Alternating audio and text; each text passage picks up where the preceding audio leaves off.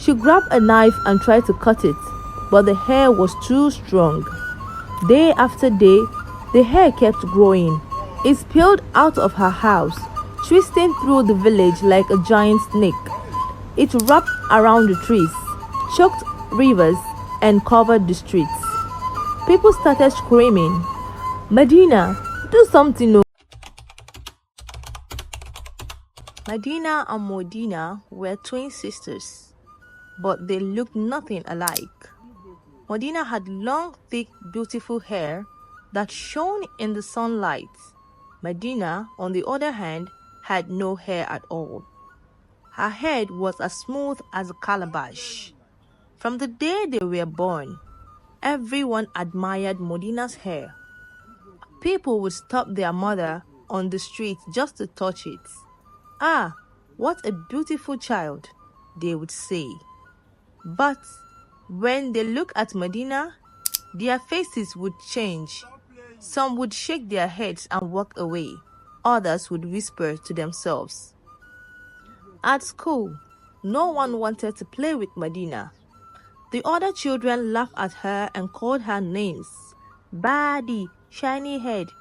They would slap the back of her head and run away, giggling. Madina was the worst of them all.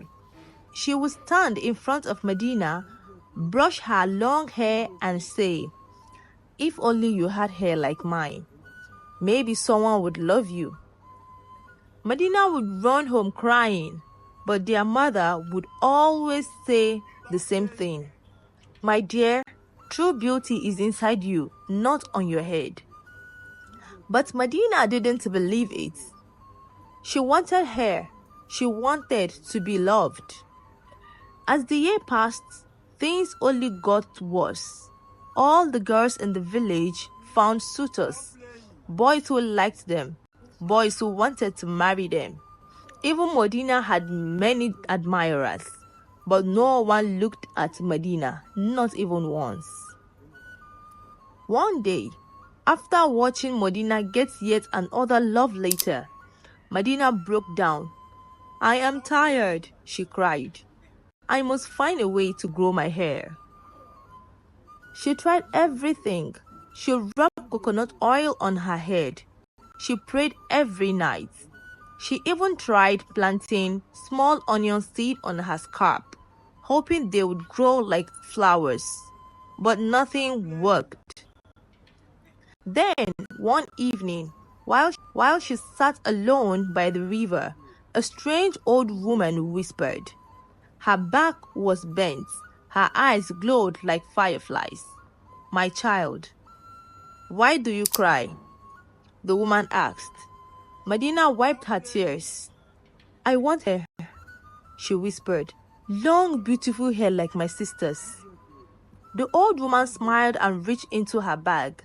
She pulled out a tiny bottle filled with green liquid. "Take this," she said. "Rub it on your head before you sleep. By morning, your hair will grow." Madina's heart pounded with excitement. "Will it really work?" The woman nodded. "But remember, only a single drop is enough. Just one." Madina snatched the bottle and ran home. That night, she stood in front of her mirror. She touched her barred hair and frowned. "Only one drop?" she muttered. "That won't be enough." Instead of using one drop, she poured the entire bottle on her head. Then she went to sleep. By morning, something felt different. Madina's head was heavy, very heavy. She sat up and gasped.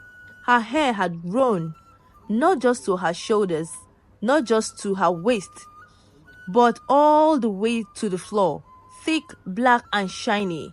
It coiled around her bed like vines. Madina screamed in excitement. She ran outside, her hair flowing behind her like a river. The villagers gasped. "Is that Madina? She has hair." Madina's mouth dropped open.